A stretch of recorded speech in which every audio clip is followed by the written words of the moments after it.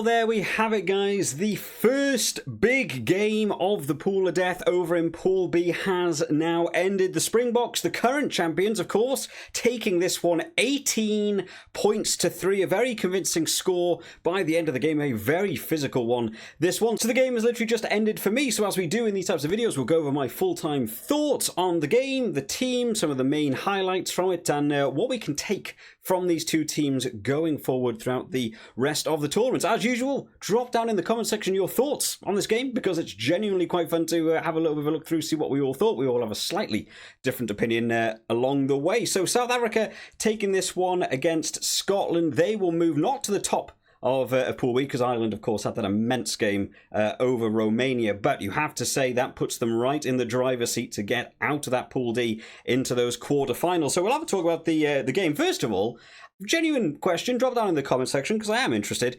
What does everyone think of this choir singing the national anthem thing? I'm not sure I'm a fan of it. I think today, the Springboks and South Africa, I think the anthems just about get away with it, but I've seen some other games where I've just thought, man, this isn't for me. I'm interested to know some other people's opinions. Do we like this? I kind of wish they brought back a bit of music and got a bit of hype going. I feel like it's quite a flat way to enter the game. I feel like for games like this, you want to get really pumped up. I want to hear Flower of Scotland, you know, screaming out and getting everyone involved.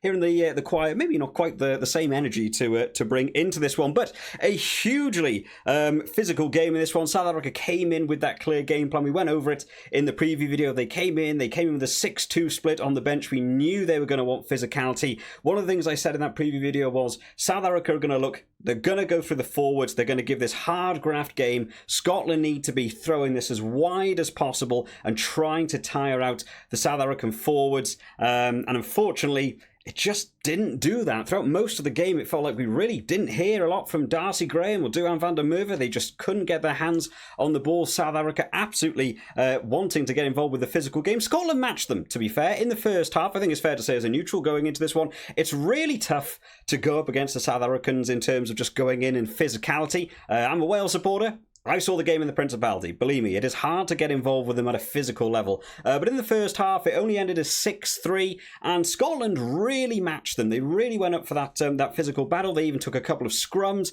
off of the South African team on their own put-in, which would be a huge bonus for Scotland. But just the constant physicality coming in from South Africa, there was a clear game plan in this one from them. They just wanted to pin Scotland back in their 22 and just smother them in the defence. They were just not letting them go.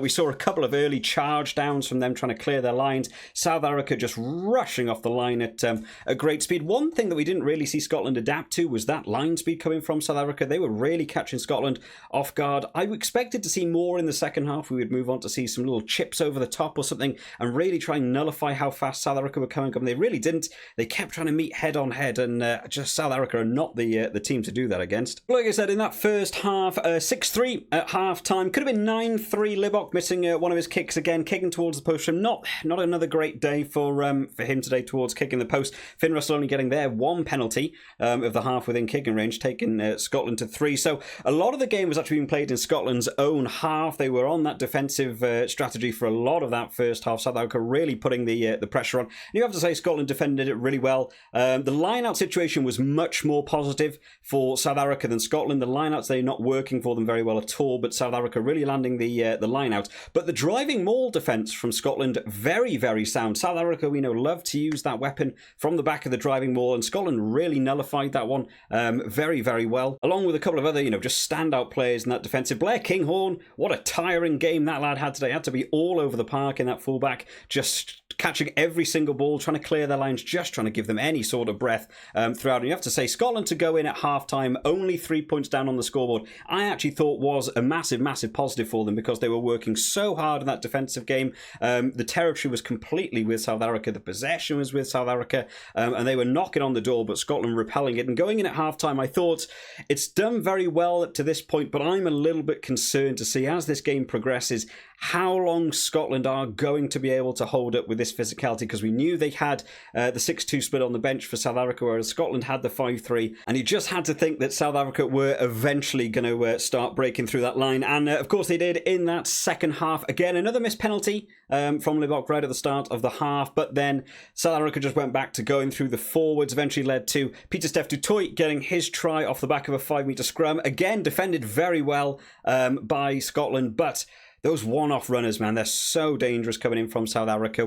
One after another, just pop the ball off, let them go. You don't even need to do the sort of pick and go. You let them come at speed. Pieter-Steph du Toit backed up by Mostert. Really hard, 2 men to stop in one go, getting over for their first try of the game. And you have to say the physicality led to the second try as well. Scotland going on the offensive, not going anywhere. Really stuck in that midfield. They really didn't seem to look like what they could do today. Finn Russell was pretty much the only key. It felt like they had to unlock getting some kicks over the top, going with that 50-22, but actually trying to run in that middle section, that just didn't look like they were getting anywhere. South Africa so quick off the line, putting that pressure every single pass from a ruck. They were losing a couple of meters, and eventually that massive counter ruck coming in from South Africa, getting the turnover, switching the game up, going on the attack, and Manie Libbok getting that superb crossfield kick out to Arendse on that wing, and a great run in from him. We've seen that from South Africa. They love their little crossfield kicks across to their wingers, and they're so hard to stop from there. Probably one of the only times I think Blair Kinghorn actually got caught out today in that backfield was that crossfield kick. He wasn't really in the right position to be able to get it across to stop Arendse, especially with the amount of speed that he does have. So 2 tries for South Africa, none for Scotland. South Africa finishing this one 18 points to 3. They still left points on the board though. 11 points missed from the boot. This game could have ended 29 points to 3. That is a much bigger blowout score. They did switch it up, which I'm glad I mentioned it in the preview video about how if Libbok misses a couple, you need to think about switching out. They did let him miss 3 before swapping it over to Faf de Klerk. Managed to get 1, but then Faf de Klerk also missing 1 as well. So 11 points left on the board.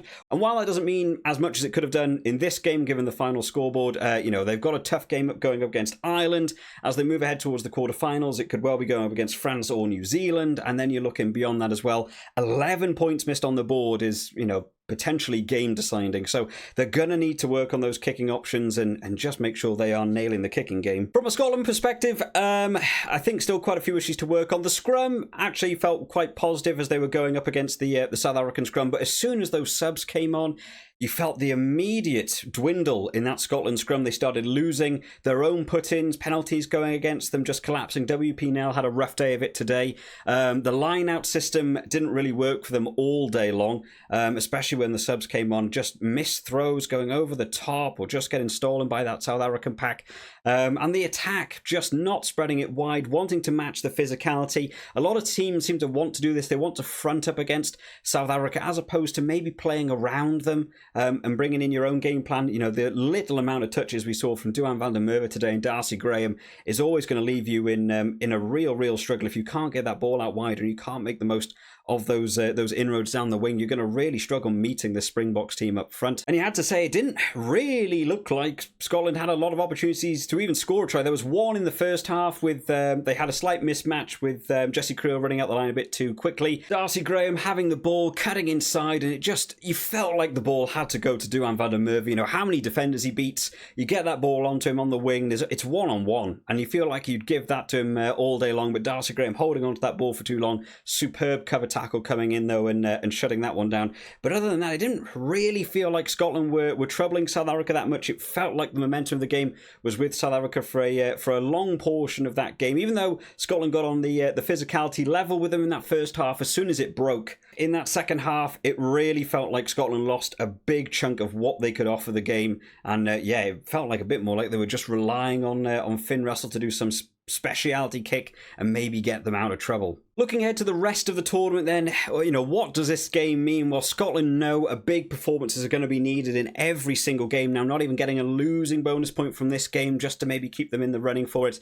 They have the week off next week, just some time to settle back down, organise themselves. They probably know bonus point tries are needed from all the rest of the games, and especially looking at you need to get the win against the number 1 team of Ireland. South Africa next week go up against Romania, And you have to say, given the physicality game they brought to this one and looking at how Ireland went up against Romania, you're sort of in line to say that South Africa are going to come away with that one with a pretty comfortable bonus point win as well. So Scotland are going to be put under quite a lot of pressure as we go on through Pool B. But let me know what you guys thought of this one down in the comments. Congratulations to South Africa for taking this game and putting themselves right in the driving seat to get out of the pool stages and into those quarterfinals. I'll see you all next time, guys. Bye-bye.